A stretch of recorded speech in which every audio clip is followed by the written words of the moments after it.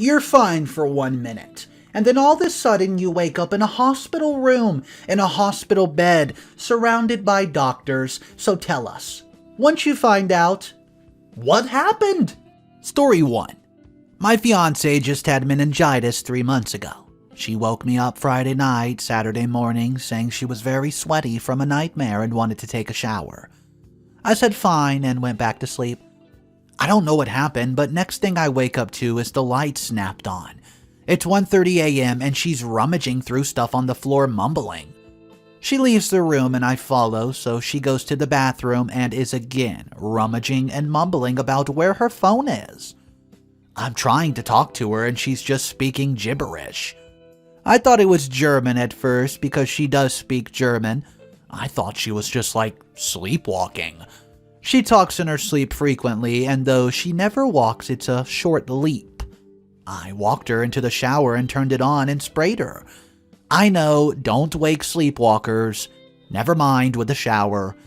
I was half asleep in myself and just a bit freaked out.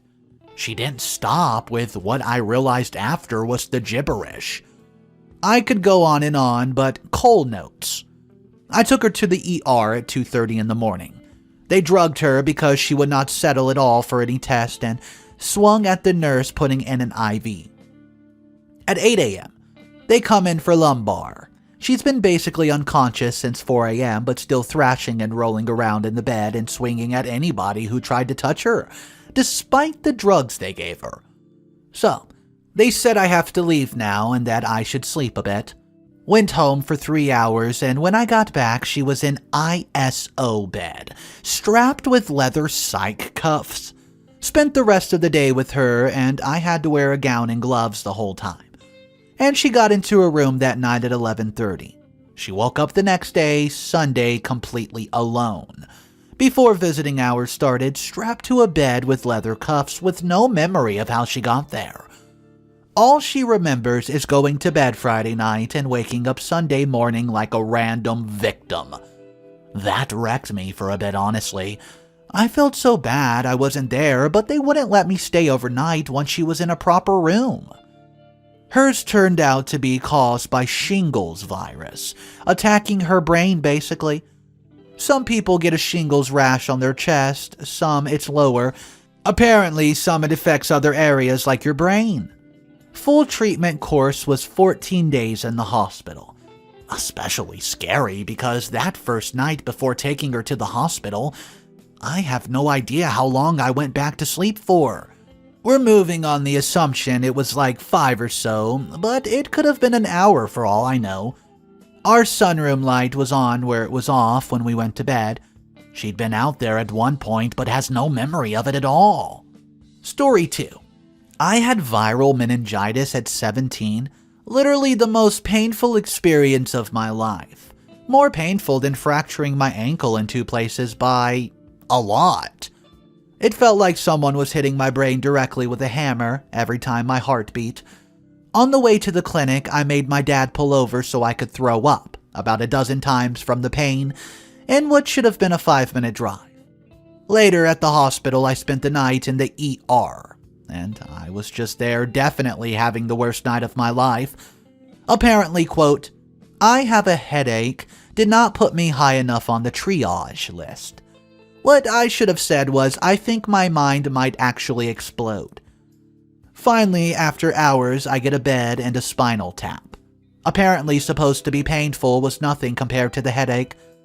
They come back and tell my mom, he has meningitis. We have to run more tests to see if it's viral or bacterial. In case it's bacterial, neither of you can leave the room. And then they tape a giant "Do Not Enter" sign over the door. Pretty sure waiting on the results traumatized my mom, but I was kind of out of it from the drugs and only vaguely knew what meningitis even was. Luckily, it was only viral and I didn't suffer any long-term effects. Literally, while I'm still out of class, another guy my age in the same town died of bacterial meningitis. Suffice to say, this also makes me feel extremely lucky. Meningitis, even viral, is pretty freaking serious. Story 3.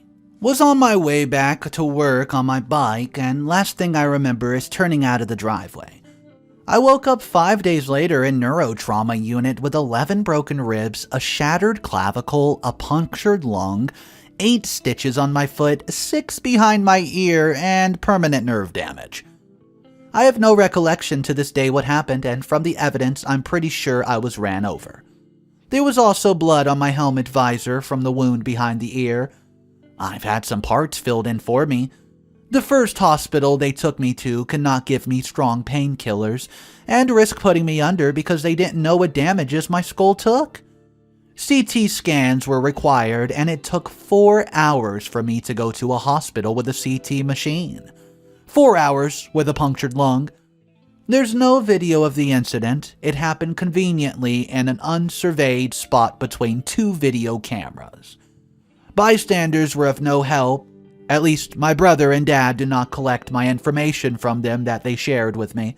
I suspected for some time that my then girlfriend, with whom I'd recently broken up, tried to have me taken out. While I was under, she turned up at the hospital and convinced my family that I tried to kill myself. In a bike accident, while wearing a helmet in 6 p.m. rush hour traffic half a mile from my apartment where my dad was sitting on the 10th floor. My brother and my dad believed her. They still think I remember exactly what happened, but won't tell them because I'm embarrassed to admit I was trying to hurt myself. The real irony? I never would think like that. Until after I recovered and realized my own family chose to believe an outsider over me. They still do. This is what betrayal is. Took years to move past those thoughts, though. Story 4. I was riding my bicycle to work when I got hit by a drunk driver going 45 miles per hour head-on. I would have been going about 20 miles per hour myself, and I have no memory of being hit. I had a lot of injuries, being such a traumatic impact. Avulsion fracture to my tibia, bruised lung, moderate brain injuries, grade 4 to 5, lacerated spleen, almost fatal, broken left femur, 2 vertebrae with compression fractures, broken left scapula, broken left clavicle, broken left 2 second ribs, and various scrapes, the worst being 6 by 5 inches. I've mostly recovered, but my left leg can't be walked on, really. My left arm will never be what it was, and the worst scrape was on top of the shoulder, so, well, that muscle is gone. She was drunk, speeding on the wrong side of the road, and she tried claiming my lights were off, but they were still on at the scene. I don't know how I managed to survive. It was a collision of a total of 65 miles per hour. I wasn't even supposed to work that day either. Now the pain, my heavens, does that hurt. The first vivid memory I have was when they set my femur into place, out in traction, without any kind of pain medicine. I'd lost so much blood, I couldn't handle any painkillers at all. After that, once adrenaline wore off, the pain. Oh my gosh, the pain was excruciating. It felt like I was breaking a new bone with every breath with all the injuries I had. The pharmacy had some issues, and I only got an opioid twice, in like 4 or 5 hours. They only work for 30 minutes. Never really complained about it. No point. It is what it is. The driver complained about more the first 10 minutes than I have in 10 months, cussing and screaming at me while I was laying there dying. Story 5. I have a friend over for a puppy play date, and I remember looking at the clock and thinking, hey, I need to pack up for a road trip because we're going to visit my fiance's family. The next second, I was being told to hold very still, and I was having some sort of scan done. That nurse was amazing because she managed to keep me calm the whole time. We were at a stoplight and rear-ended by a distracted driver. I completely lost 14 hours. I can't remember them at all, just a complete black hole. The worst memory lost is that I was very foggy of my memories from about 2 months before the accident. It feels like you're trying to remember a dream, like you know something happened but literally have no concrete memories. This time period includes my fiancé proposing to me, and I hate so much that I can't remember it. Finally, the entire school year before that, since I'm a teacher, seems like a really long time ago. Like, if I try really hard, I can have concrete memories, but it's like trying to remember a birthday from 20 years ago. Everything before that's still fine and present. That was 4 years ago, and I still struggle with my memory.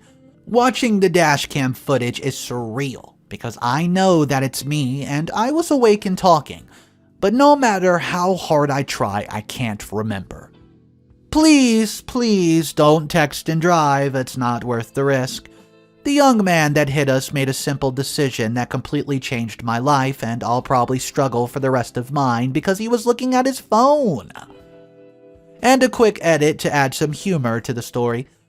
I was having Groundhog Day every minute or so, and I generally ask the same question in the same order. Obviously, I would ask what happened and then how did I get here? My fiancé and the emergency room nurses would make up new answers every time. Apparently, the one that got the biggest reaction is that I got there by a rocket ship. Story 6. I was watching Pocahontas in a blanket fort with my stuffed animals home from preschool because I had pink eye. The next thing I know, over a week had passed and I was surrounded by doctors who were begging me to open my mouth. My jaw was locked shut and I had bacterial meningitis. My parents were there weeping, and my dad told me if I opened my mouth for the doctors, he would buy me a Barbie Jeep. I tried. It was impossible. Days later, I tried again and part of my tongue fell out. I'd bit it off during a seizure. Everyone was yelling, and I looked at my dad and said, "Where's my Barbie Jeep?" I have almost no memories from that time of my life, but the promise my dad made me was on my mind in every memory I have. My parents were told I would never be 100% again, and I would likely have severe brain damage permanently. It was excruciatingly painful to move and do things for a while, but my dad kept reminding me that I could drive my Jeep if I kept at it. I remember watching him put it together, but I wasn't strong enough to drive it just yet. My personality was gone, but I just didn't care. I barely spoke for months and had to learn how to read, write, and even draw again. Well, now we can fast forward to me finishing high school early. I have zero health issues now, and I genuinely believe my parents are to thank. The brain can heal really well, but they found a way to motivate me, just to keep healing constantly. Story 7. I was taking the bus home from my mother's place. I asked the bus driver to stop at the house. It was just next to the road, and I forgot something. I ran across the road, got hit by a car. They found me in a decorative posturing, and a few days in medical-induced coma later, 8 days to be exact, I was constantly spitting at the breathing tube, attempting to spit it out, but did not appreciate that thing being in my throat. I had a weird dream of a snake that had attached or bitten me in the mouth. At some point, I got tired of the situation and I fought the snake. I eventually won and tore that snake away from my mouth, removing my own breathing tube. I looked at it dancing in my hand and I threw it across the room to kill it. My family got all the diagnosis possible. Permanent brain damage, unable to decide which side I was wished to drool on, forever living in a wheelchair. Well, about 20 days after the accident, I went home and bicycled a trip. Left the hospital after 28 days. During the entire venture, I was flying high on morphine. During my detox routine, I told the nurses I had a weird experience with a photograph on the wall. It was flowing in and out, having waves of an ocean. A 2D image became 3D, and doing other trippy stuff. Today, I'm living with a 10% disability condition. Cost me my dream of software development. All because I got hit by that car.